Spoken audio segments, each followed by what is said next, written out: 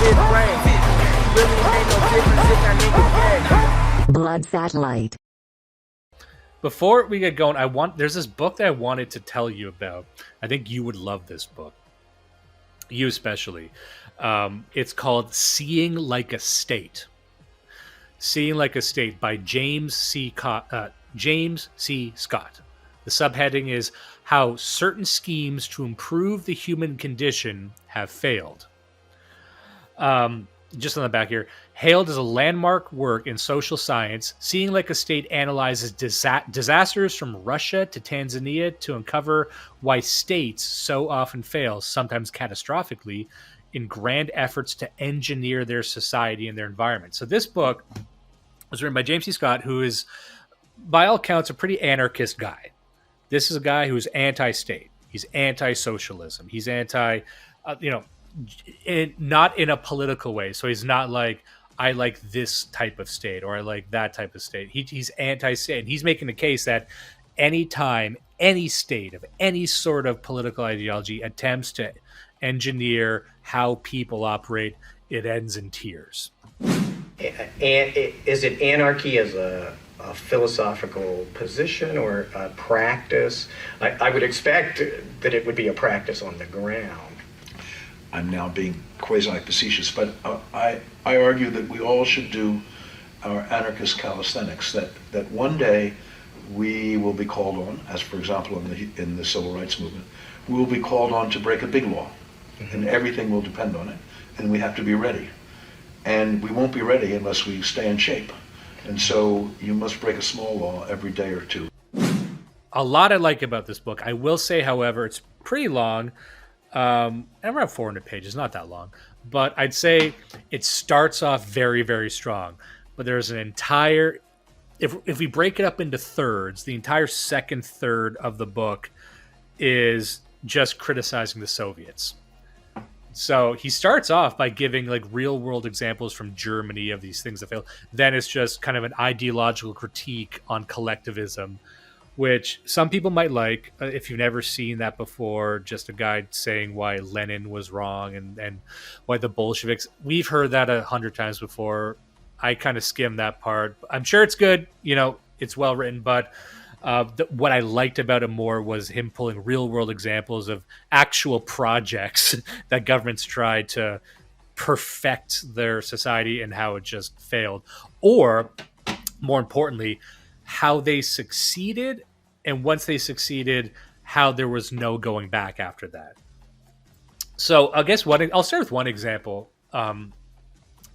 One example he touched on briefly, he went to China for this example, was about the creation of surnames in China. And by all accounts, China was probably the first people, nation, kingdom, whatever, to impose surnames. So all throughout human history, a lot of the times, especially in England, and people know this generally, that last names were kind of evolved over time from... It's like, oh, you're Jeffrey from Monmouth, or you're Jeffrey, and you're a blacksmith, so you're Jeffrey Smith. So your last name was contextual, was whatever you did in that town, which didn't matter as long as you were in the town. But once you started going out of the town, you had to like amend other stuff onto it. But the entire idea of forcing everyone to have a second name on a federal level, on an official level, one of the first places to do was China. And then just tracking how that happens, because the idea is like once you start forcing them to have that last name, they never revert back to not having a last name. Like you change the people forever. And that's one of the messages he was getting at in the book. It's like even a lot of the times when a state forces its people to do something, they never revert back. And a lot of the times it's done not for their interest, but for the state's interests, which I'm sure you would probably agree with. And then, he gave the example of China, but the same reasons for forcing people to register official surnames was the exact same in England. And it all came down to land ownership. Like 9 times out of 10, the only reason they're making them do this is to establish official documents so they could fuck you over in some way. And you might also ask yourself this question. In terms of actually being governed, what do you imagine in terms of the presence of the state in people's lives? Ask yourself, At what date most of the world's population would actually have come to know the routine of a tax collector as part of their life? My guess is that until at least 1600 AD, much of the world's population had avoided regular tax collection. States only fit into a very particular and uncommon ecological niche. They're like plants that only grow under certain circumstances. They need alluvium or loose soils, perennial water and navigable waterways, places where you can cram in as large a concentration of crops and people in the smallest space. I call such places the grain manpower module. It might also be called the late Neolithic multi-species resettlement camp. Like forcing you to have, in China, you gave the example that, back then, and we're talking like 2nd century, like this was a long, long time ago. But he was saying that, there was the idea of sort of a patriarchal structure to the family wasn't really evident in China. The idea of like the man being the head of the household, that didn't happen back then in peasant China. But once they said like, okay, every house has to have a representative and it has to be the guy. Now that, whether or not you like that changed irreparably how that entire community operated. It disrupted it. It didn't happen organically was the point.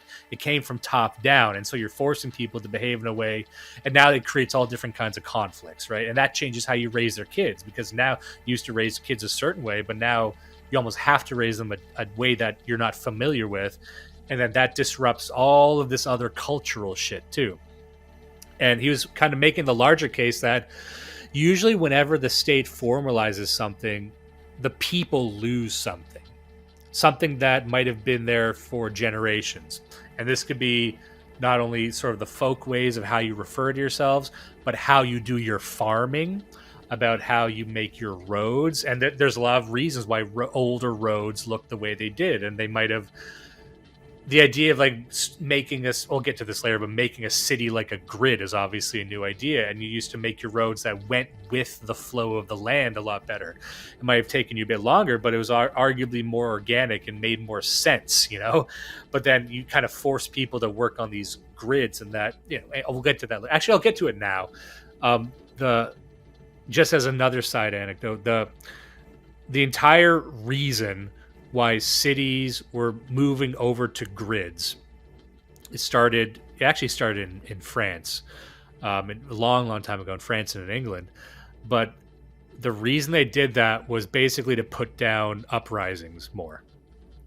So you'll hear a lot of people say it's like, oh, it's to make travel easier. It's actually easier to move on a grid. It's like, yeah, in a way, but really the reason they wanted it to be like that was so they could traffic soldiers in there easier, because traditionally you would have way more uprisings in cities. If the people were pissed off, you'd have more protests.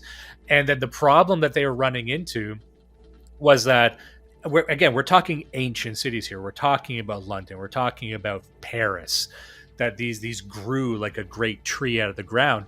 And the problem was whoever was running the city didn't really have a grasp on what was happening in these neighborhoods where people might have been there for 20 generations. They were almost like these little microcosms that, they could get lost in there. Police would go in. They wouldn't know where the fuck they were going. Cities don't make sense. Like, people are stacked on each other. They got these secret alleys and stuff. So they could never get a handle on the people. And they said, what we're going to do is we're going to build this like a big fucking grid so we can get more, essentially tanks through. No, it wouldn't have been tanks back then, but we need to get like trains. We need to get people there so we can move in easier and dispel the people and almost separate the people on purpose. And so some people will cite that, oh, the cities are easier to navigate now, in a sense, but remember, that's a cope that came later. The reason was to fuck with you. Because why else would the government do it? And that's really, I guess, where we should start, which is that why would the state ever do anything? The state only does things to centralize its own power or to maximize the utility of something. And I would apply this to governments now. And whatever government people are thinking of that they would like, they would say, oh, we wouldn't do that in a fascist government. It sure as shit would. Like, communist governments do this all the time too. The idea of like a state looks at people and sees human capital. It has to. That's what it's there for. So it doesn't understand anything beyond your utility. So if a government looks at the people and tries to maximize utility, it attaches like a numerical value to your life. But he says in the book, he says states employ strategic tunnel vision on certain aspects. And in the case of, he gives the case of in the 18th century of fiscal forestry, they looked at, this was in Germany, they looked at trees, right? So lumber is important, right? Okay, we need lumber. We like lumber. We look at a forest and all we see is lumber, the marketable value of the lumber. So we don't see any, and this is where Pentti Lukola would start to get pissed off, any ecologists, where you just look at a habitat or an ecosystem and see value, and you must think of, how do I maximize that value? So what ended up happening was, this gave birth to the idea of scientific forestry. And this is where the book starts. Scientific forestry, which was founded in Germany in the 18th century. It was this new type of forestry that was in the pursuit of efficiency. And what they wanted to do was to clear out all these old growth forests and create these young monoculture forests just for harvesting. So, you know, you have these old growth forests that are maybe hundreds of years old, dead trees, but dead trees are part of the ecosystem, habitats for all these animals. It looks chaotic and messy, but there is an internal balance that makes sense to nature, but doesn't make sense to people, certainly doesn't make sense to a state. What do? Clear it all the fuck out, take the one type of tree you want that has the most value, and put as many of those trees possible in rows, right? And we you know, that seems like the most obvious thing in the world for a state to do. So we get the most lumber out of that. Now, what happened was, for one generation, that worked very, very well. One generation of trees, it increased the efficiency. But you have to remember, one generation for these trees was 1 century. So it took 100 years to see if this would really fucking work. So after 1 century, they saw like a good yield. But then after that one generation, they saw total forest death. Because, you know, looking back, people like us who are familiar with this stuff, we would say, of course, because you don't have the same types of nutrients cycling into the soil. You know, they saw their yields go down 30%. They lost 30% of their lumber overall because, you know, you rework the forest. Now you don't have the same sort of animals in there. You don't have, the entire ecosystem changes, so all the trees die. So they cleared out a forest. They fucked everything up because they could only have that tunnel vision in that ecosystem for the one exploitable resource. And the argument he's making is that this is one example from Germany, one project they enacted, but expand that to everything. Expand that to healthcare. Expand that to how the government will see efficiency and how that will fuck up your life. And this has happened throughout time, and sometimes we've just gotten used to it. Like the normalization of surnames is one, you know, that's one that people wouldn't really give a shit about, but you probably would have given a shit about it at the time. That might have fucked up your whole life, fucked up your entire existence at that time, right? He makes a few claims in the book, and he's got nothing but contempt for the states. He says, no administrative system is capable of representing any existing social community for the same reason, and they have no interest in doing so because it can only see utility. So he's almost saying, like, by design, you can never have a human system, the people, the community, whatever you want to call them, represented in a state. It can't ever engage with you at a human level, and it almost only exists to cut out those human elements that you might think are important. He says there's 5 characteristics of state simplification. That's what he calls this. He says the state exists to simplify things and systematize things. He says there's 5 characteristics of the state simplification. It must be represented in utilitarian facts. Those facts must be able to be written down and recorded. They must be static facts, and if the fact is not static, there's no interest in it. They must be facts that can be aggregated with other facts, and they must be grouped and collected. So it's almost like the type of information a state can gather because it has to be static information, it can never evolve. So that's why even when states try a plan, it can only ever be a snapshot plan. You know what I mean? It can only be for like a short-term plan. That's why so many of these state plans, and we can show this even when we on the show we covered how many governments are trying to create new diseases. I'm not even talking about COVID. I'm talking about Lyme disease. I'm talking about, the government trying to finding utility in creating diseases and not seeing the myriad of ways that could be misused or go wrong. It applies the same model in everything. And just to let people know, the reason I'm saying this isn't just because, Dimes is like an anti-statist guy now, but I'm like, really, if we want to talk about political systems and we want to talk about ideal political systems, anything we build must be built with the limitations of the state. Now, we can say there's a difference between a state and a monarch, but the state generally is this giant machine of bureaucracy. It's the bureaucrats, the administrators. He calls them the administrative class in the book. So maybe another word for that is the managerial class. And maybe you can have a king, an emperor, a great leader. I actually think you need a great leader to make sense of this. I think the states only make sense when you have a great leader at the top of it, which is why democracy can never work, because then you just have this machine. You just have this socialist sort of thing without any guiding force. And if you only have that and you only have an empowered administrative class, they will strip everything human from you. They can't help it. You become a spreadsheet race. That's how you become that. And another example he gave, and some of the examples some people will disagree with, but I found this interesting. He was talking about even how state powers. First of all, what do you think of all this so far? Does this sound interesting? Absolutely. Do you disagree with any of this so far? I think it's kind of related to. We were talking about another one like this a couple of months ago or a year ago. But yeah, no, carry on. I do like it. I'm trying to form a thought still. One example he gave, just to give people some more context, was like the normalization of measurements. Now, in the feudal system, it was kind of interesting because when people say that back in the feudal system, the king didn't have as much control and he wasn't as much of a tyrant as they would grow to be, and that's kind of true because feudal lords, the way it worked was a feudal lord would have his peasants and his land, and the peasants would work for the feudal lord. The problem is that the feudal lord would pay the taxes, right? And feudal lords they were responsible for taxes, not the people. The peasants were never responsible for taxes. Only the feudal lords. And the feudal lords would routinely try and not pay taxes by making up lies, right?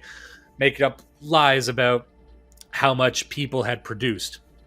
And then so really, the problem that the kings or the states saw was that we're not getting enough revenue, and we know there's shady business going on, but there was kind of a relationship where the feudal lords were going easy on the peasants, and the peasants, they wouldn't need to work as hard, and everyone was kind of fucking over everyone. And then the state, the centralized power, said, I really want to squeeze people more. And this is where you saw the birth of individual taxation.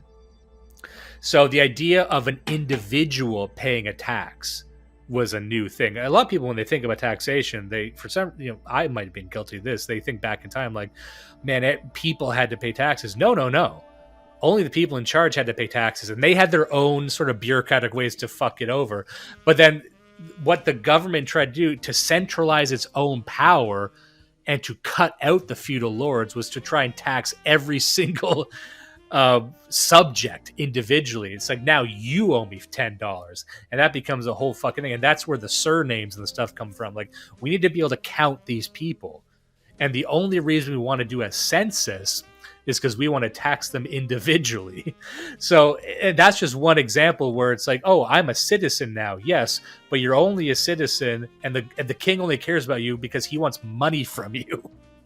And he only did this, and this is sort of a de Juvenelian thing where it's the high-low versus the middle the centralized power trying to wage war against sort of the subsidiary power by using the fringe power against it. We talk about this a lot on the show. But this is like a classic thing of them trying to edge out this inconvenient sort of managerial class because they want more money for themselves. But then you get sort of like, oh yeah, I'm going to give you a little bit of liberty, but it's only to rape you. You have the liberty to be raped with more efficiency. And another one, the one I was going to talk about was the standardization of measurements. In that same sort of vein, like they would have taxes on things like bread. Like you could only use so much bread, so they would like change the sizes of bread. You know what I mean? To find loopholes around it. Or another one was kind of like that. I'm going to go on a couple tangents here, but they're amusing to me. He said like I think we talked about this on the show before, where one thing that they used to do to try and tax people more efficiently was they would tax a household based on how many windows it had and doors. Because they would tell, oh, if the building has this many doors, it would make sense that there's at least these many people in the building so we can look at a glance and tell what to tax that household. So what did they do? Well, they did the most obvious thing in the world, which was make buildings with less windows and doors. But you used to have buildings with way more windows and doors. And to this day, I think you were telling me, was it you I was talking to? You were saying, oh yeah, no, I visited you last, you were saying that you were going to like Oshawa or something and getting a tour of like these old buildings. It's called, actually, anybody in Southern Ontario, it's called Todmorden Mills. It's a tourist attraction in the Don Valley in Toronto. It's by the old brickworks. So when you and I were that age, we were always going and fucking smoking at the brickworks. But on the far side of the Don River is another equally old building, which is Todmorden Mills. But the houses in Todmorden Mills were built according to those bylaws. So they're like very narrow and tall red brick houses that have almost no windows on the ground floor, a single door, and a lot of windows on the upper floors. And it's just ridiculous. Like they look ridiculous, but that's what they had to do to deal with the taxation at that time. And the funny thing you consider is that carries over generation by generation. So some people are like, well, why do we build our houses this way? And you don't know. At first it was to get around this shitty fucking tax, and then it just became a thing you do for the next 7 generations. Because why do we have so few doors on our buildings? Why is there just one? And, but that's the reason. That's how it starts. And that's how these changes become embedded in the culture, and you never revert to them because they become normalized so fast. So for states to make these greedy, these grabs at power, it's like, yeah, it changes the people and their behavior forever. Sometimes it's, pretty benign, but then in other ways, you got a new fucking name now. Now you don't own your land as much as you thought that you did. But that the units of measure was like, okay, one thing he pointed out was that, having universal units of measure makes sense to us. Sure, like having everyone uses the exact same way to measure weight and distance and stuff. But he says that while you gain something through universalization and standardization, you lose some of the contextual meaning. And so one example he gave was when they first various experiments on how to price land. So the way you started to price land for a while was like just the space of the land, like how many acres of it. But that's actually a very, very poor way to measure the value of land. And he said traditionally, you would measure the value of land by how many hours or days it takes to work the land. Now that's kind of an abstract value. That's contextual value. That's not a mathematic value, really.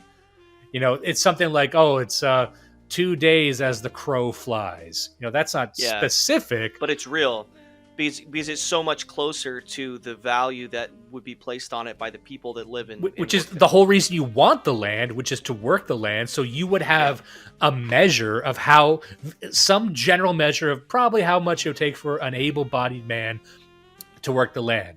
And then the scientist would say, well, what do you mean by able-bodied? I'm like, I know it's not specific. But in getting more scientific, you actually lose that human contextual utility. And then you cannot replicate that within a state system. And he was giving examples of, it was in, hold on. All right, so he's got an example here of a town, I believe it was in Iceland, it's called Novoselok. It's a village, Novoselok. So this was an interesting case of how they tried to sort of formalize how farmers, because a big thing that states trying to do is change how farmers do things. That's one of the themes of the book. One of the biggest things it comes back to is how many times, and not just with the Soviets, and not just with the Bolsheviks, and not just with the Great Leap Forward in China, where they tried to upend how the farmers do things and everyone starves. But the point is that a lot of people think agricultural fuck ups. They think the Soviets. But he makes a good point in the book. He's like, even before the Soviets, Tsarist Russia was doing pretty much the same thing.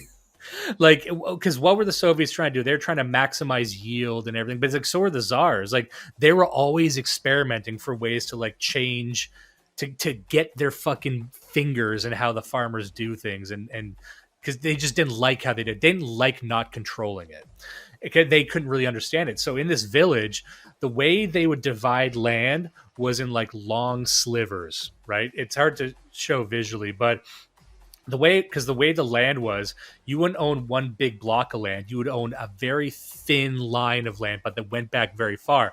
The trick was that when you did that, the land you owned actually cut across more biomes.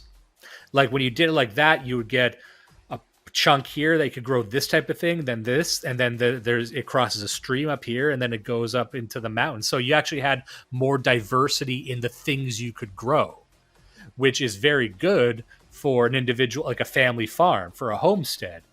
But then once you switch it up to how the state wants you to do, so you're just going to own this one block and just grow this one thing.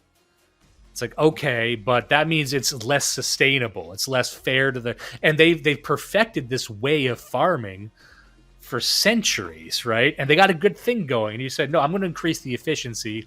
Instead of you being able to grow 7 different things on your land, you're just going to grow one.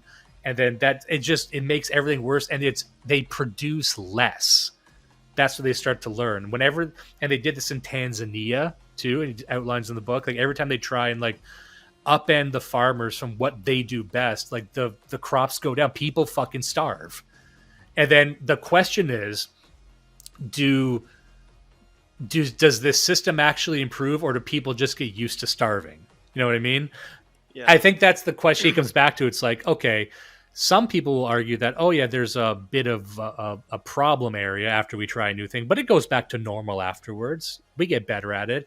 He's saying, does it actually get better, or does it get permanently worse and people just get used to it? The new farming system doesn't really go. You actually need more people to do it. So, and you just find new ways to get more people to make less. But that's just the norm, and you've lost the ability to do how you did before.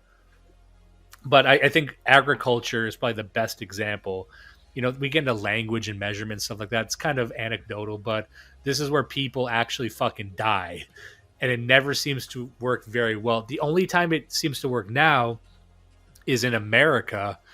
If anyone's ever been in a plane and flown over the Midwest, and you just see these giant blocks of land just growing one thing. It's all systematized. You got one farmer and an army of machines.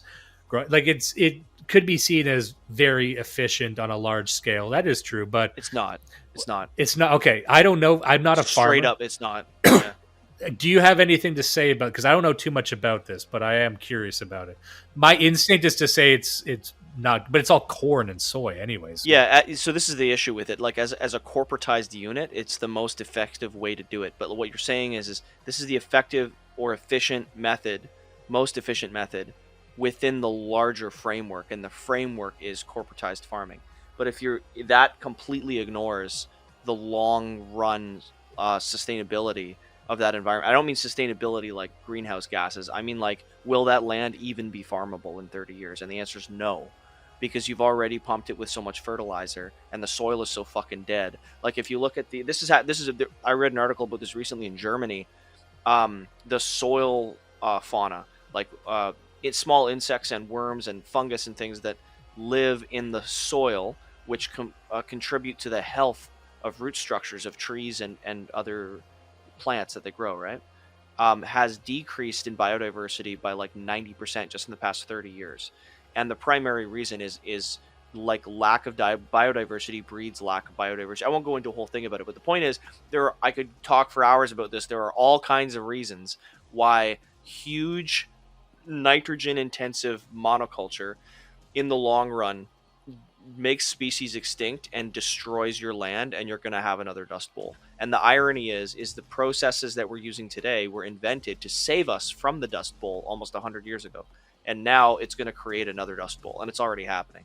But they're not going to fucking stop. If you go like agroforestry and permaculture on a small scale, like Dunbar's number within an agricultural community, you could reverse this, and not only reverse it, but you could create higher quality produce for less in greater quantity per acre. And you don't have to take my word for it, because people are already doing this all over the world and have been since the 70s.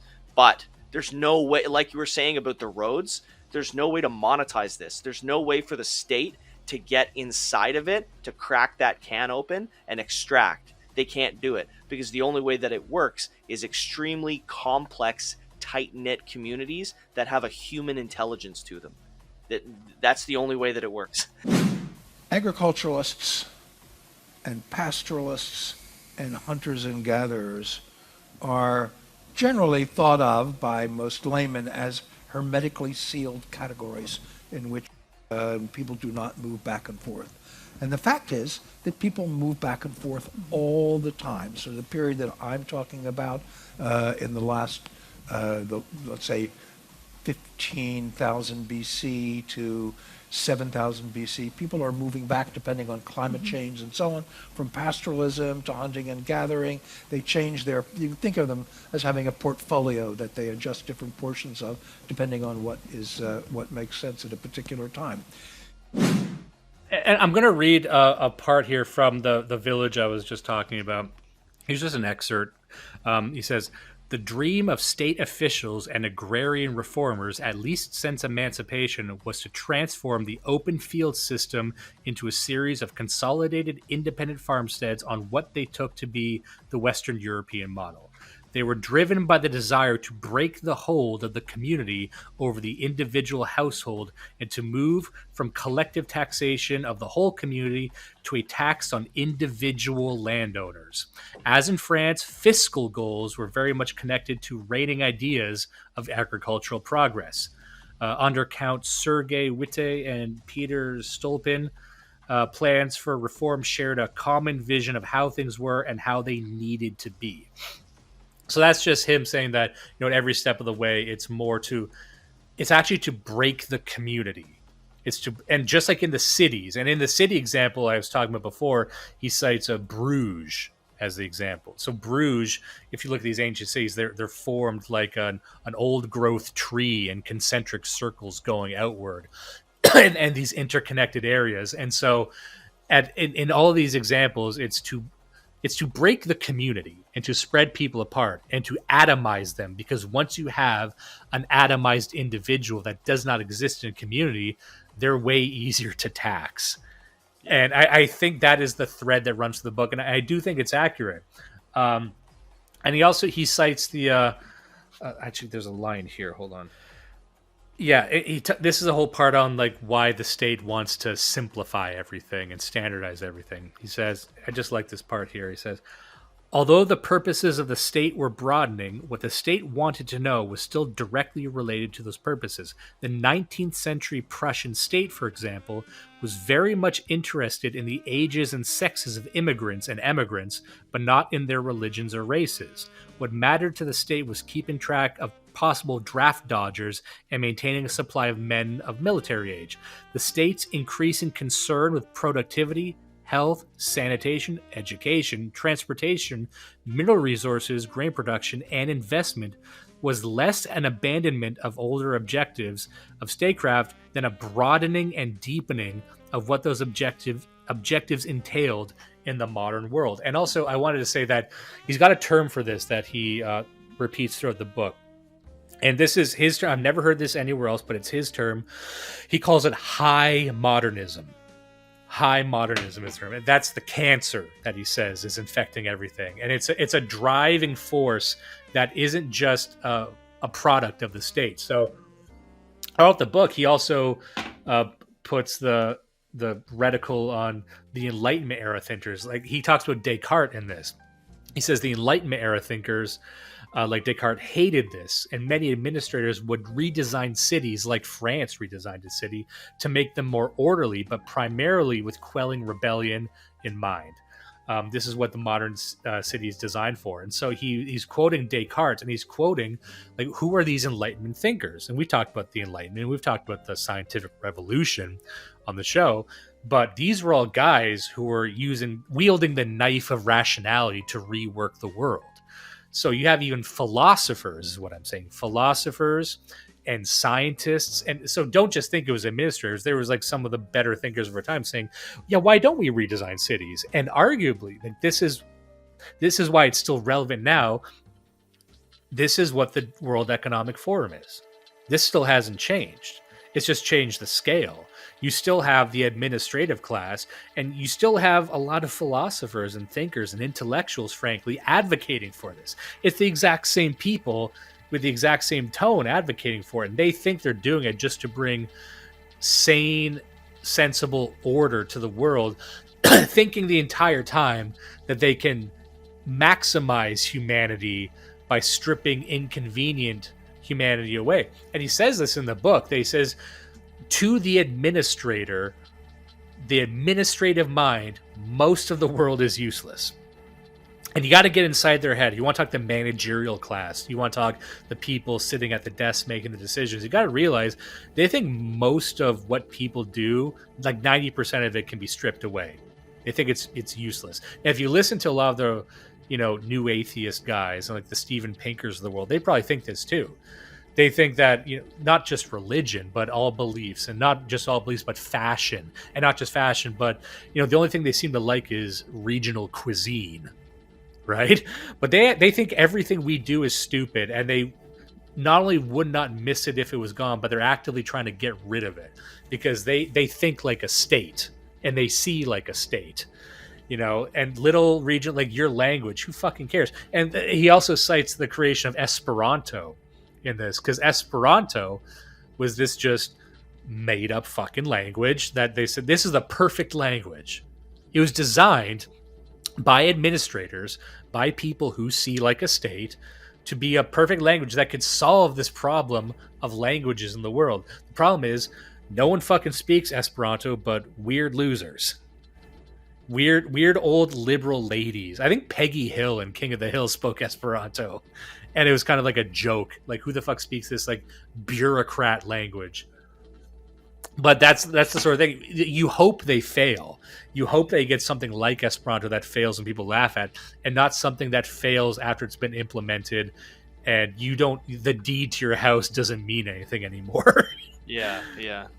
But the trade-off is, and I would be remiss if I didn't mention this, that the trade-off is that this sort of stuff seems to be necessary to operate in global trade. And that he mentions that in the book. He says, like, the centralization of measurement, as an example, to go back to measurement, to measure everything in yards and the same ways to measure weight, that encouraged global trade, mass production of commodities, arguably led to things like the Enlightenment. So the idea that everyone can kind of, we talked about this before, and we talked about the first encyclopedia, the guy who sat down and tried to map the various regional dialects into one cohesive language.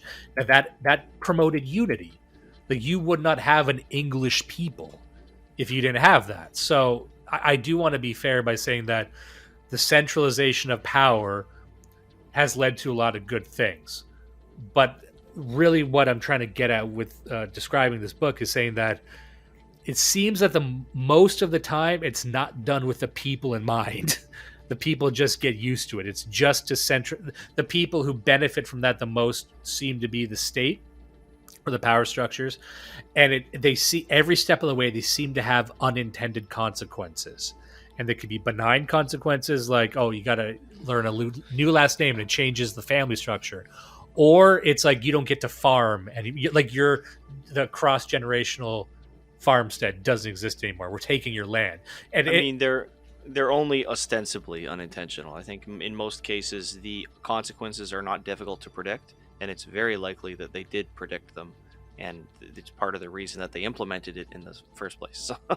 yeah, well, he says like historically the purpose of the state was to increase the power and wealth of the sovereign entity, and, Right. and then it kind of shifted over time to being like the well-being of the people. But I think the argument he's making is like it never really was the well-being of the people. It just says it's the well-being of the people, which you can do if you pretend that, oh, you're all citizens and we're all in this together. And he says, and this is what he calls high modernism. Is high modern in his mind, high modernism is just a synonym for like scientific liberalism.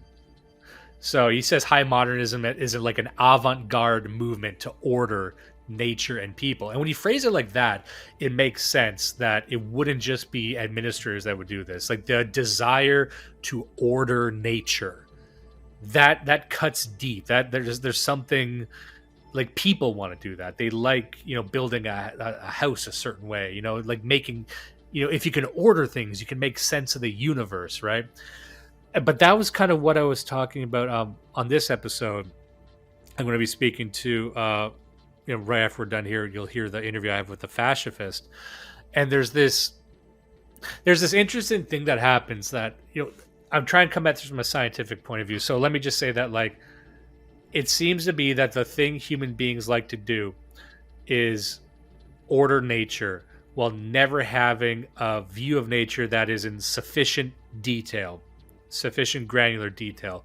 So, and we always miss that, and that's what causes problems. So, like and we see this all the time when we try and predict what nature is going to do, and we try and like go with the flow. But whenever we think we understand it, there's always another layer of complexity we did not account for. And it seems that the more levels we go down, the more levels are revealed. And it seems perhaps it's the destiny of humanity to never fully have a total grasp on how nature works. And for a religious-minded person, they would say that's God. God is the force that is eternally unknowable to people, and it is something approximating intelligence that makes everything fit together. That's one way to look at it. You can probably look at it as just, even if you want to look at it from a scientific point of view, say it's just a level of complexity that the human mind is never going to be able to grasp. But when you behave as if you do, that's where you create catastrophes. And if I had to summarize the book, that's what it would be. And I think the problem is that no matter how many catastrophes we cause, we're never going to stop. And I think that for the people who listen to our show, the people in our scene, I think that's sort of the cynical place that we reserved ourselves to, which is like, as bad as this is, and how long this has been going on for, it's not communists. Like, people think, oh, it's the communists and the Bolsheviks who tried to reorder society. It's like, no, the czars before the Bolsheviks were doing it too.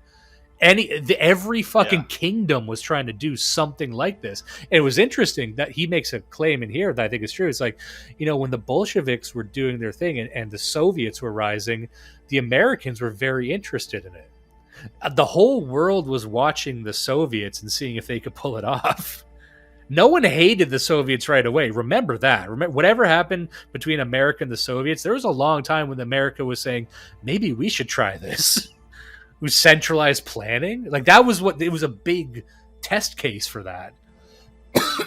and what I'm saying is, even if the Soviet system failed, the desire to have something like that which works, that never went away. And that is the World Economic Forum.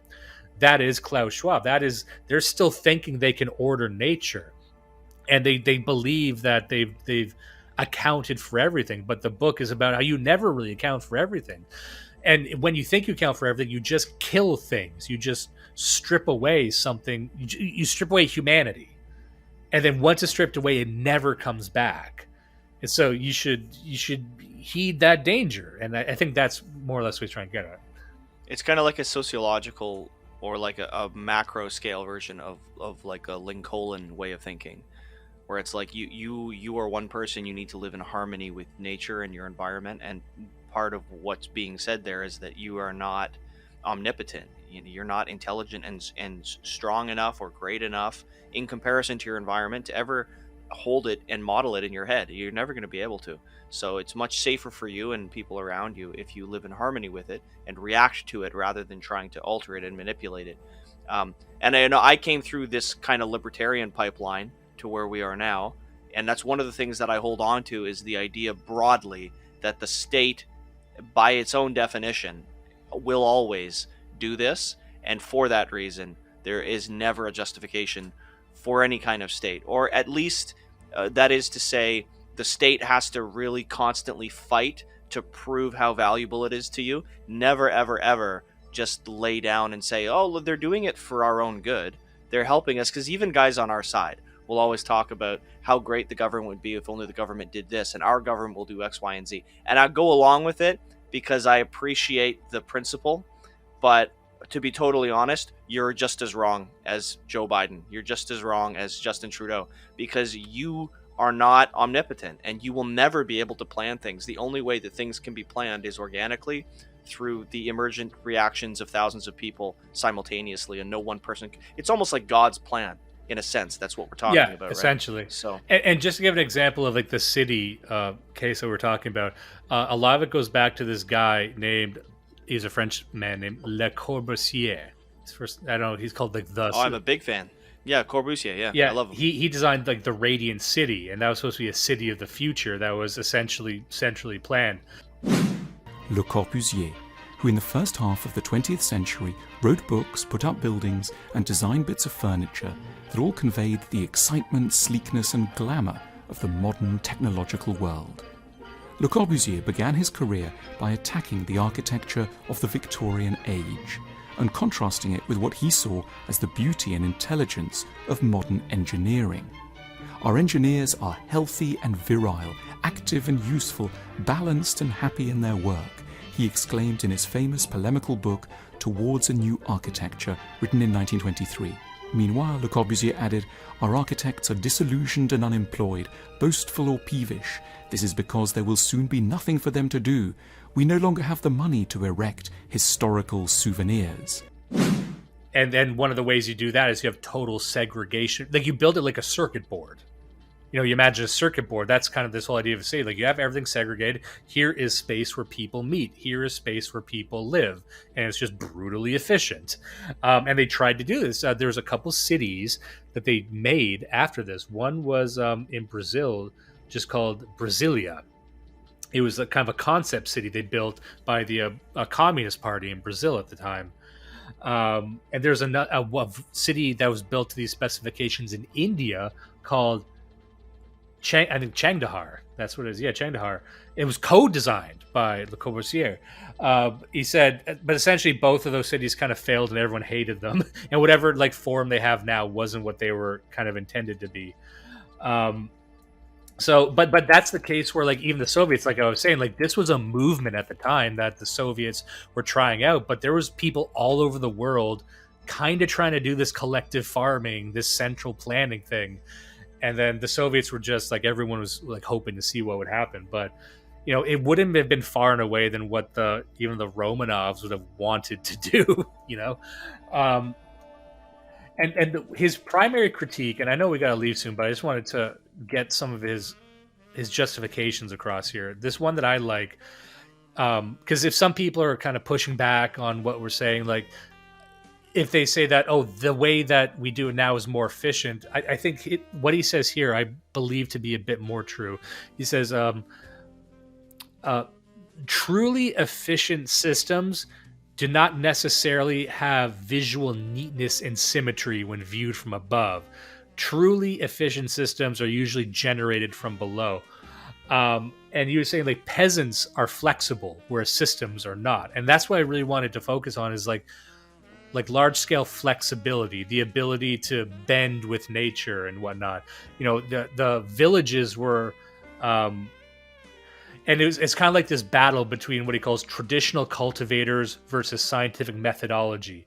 So, you know, this is the best part he said. So not only are they more flexible, you can actually experiment more right? So if you had some land and then you understand that land and this way of farming so well because your father and your grandfather did it, and maybe the land that you farm is mixed use, because that's what farms used to be, mixed use farms, you could actually experiment with cultivation techniques more easily, which is what they did.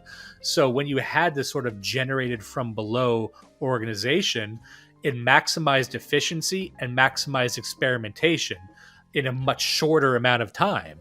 So when you systematize things, you are making them static. And that right back to what we were starting up for a state to do something, it needs to be aligned with very specific facts, and those facts need to be static. They love making static systems, but you lose flexibility, you use experimentation, and you probably lose efficiency long term. And I don't think there's a way around that. And so even if the question becomes, going forward, whatever our beliefs on race realism, technology, this, that, whatever, I think you need to take into account that if we want to make any human organization at scale, we need to take into account the failings of states. And the failings of states are that everything it does is static, it cannot evolve, and it can't experiment. And it's not even that efficient, really. Yeah. And maybe there's a way to leverage technology to return to a more regional way of doing things that keeps the sort of large scale coordination, if that makes any sense. Yeah, there is. And I think it relates to one thing that I disagree with, which you just said, which I don't think you maybe intended to say, but the idea that the state, when they turn something from an organic emergent bottom up system into a static system, that they may even lose efficiency in the long run. And I think the truth of it is they immediately on day one lose a huge amount of efficiency, probably the largest loss of efficiency, the largest loss of profit or wealth or whatever you want to call it, that across the whole arbitrage that is lost on day one when they went from an emergent system to a static system. And to demonstrate that, just kind of as an anecdote, if you look at the profitability or like the productivity of a single worker working for himself in his home, on a homestead, in a garage shop, as a contractor, and you compare that to a factory worker, right?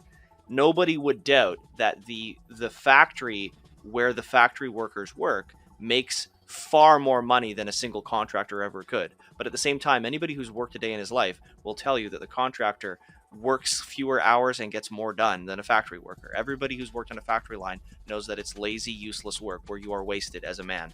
And everybody who's worked as a contractor or a homesteader or worked for yourself knows that there's an incredible, almost a platonic level of productivity that can only be achieved as one independent man. And through cooperation of independent men in a group, that is the only way that you can ever get profit and wealth that exceeds that of modern corporate structures, or whatever you called it, hypermodernism or whatever. High modernism, but high modernism. The point is, they don't put us in these cells, in these cages, because we are more productive. They put us in these cages because without us, they're unproductive completely. And it's the only way that they have access to like billions of untold wealth, right? Is by putting all of us in cages. The irony is they are explicitly from day one cutting us off at the knees in terms of productivity, and they know it. Like we've talked many times before about like the middle management class and warm seat jobs, and like the types of people who exist essentially only to pad the staff roles of certain types of companies.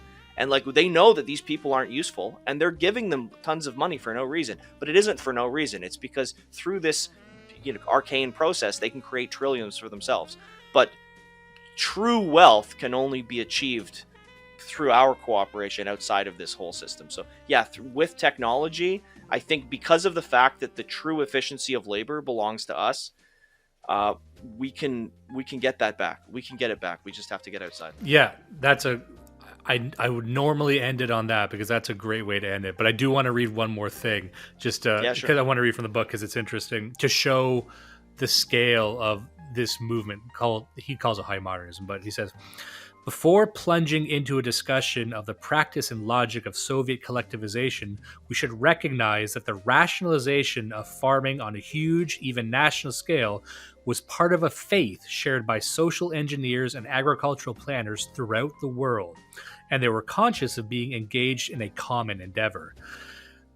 Like the architects of the Congrès International d'Architecture Moderne, they kept in touch through journals, professional conferences, and exhibitions. The connections were strongest between American agronomists and their Russian colleagues, connections that were not entirely broken even during the Cold War. Working in vastly different economic and political environments, the Russians tended to be envious of the level of capitalization, particularly in mechanization, of American farms, while the Americans were envious of the political scope of Soviet planning. The degree to which they were working together to create a new world of large-scale, rational industrial agriculture can be judged by this brief account of their relationship. He goes into an example there, but we've already kind of discussed that. But yeah, I just wanted to really point out there that this is sort of a decentralized movement that cuts across international borders, that there's like a class of people who are talking about this in academic journals, in shows, in conferences and everything. And that, like I said, when people care about the World Economic Forum, like, you know, they're not the biggest boogeyman, but it's the same thing. It's just graduate because they got everything they wanted so far. And that's how you should view it. Like, view the World Economic Forum people as the one who pretty much won everything. And even when they fail, they still got what they want, because when they fail, they don't stop. When's the last time the state has failed at something and apologized and stopped and reeled it in a bit? Never in the history of the world has a state ever done that. I don't care what fucking country it is. They use, you know, you can probably think of 1,000 different examples of them fucking up and going, and no one even getting fired or disciplined, you know. Anyway, but we can stop there because we've been going for a while. But I just really wanted to call people's attention to Seeing Like a State by James C. Scott. You should get your hands on this book, written by a man who is no friend. He has no truck for the state. Do not let the rapists win. Listen and love Blood Satellite.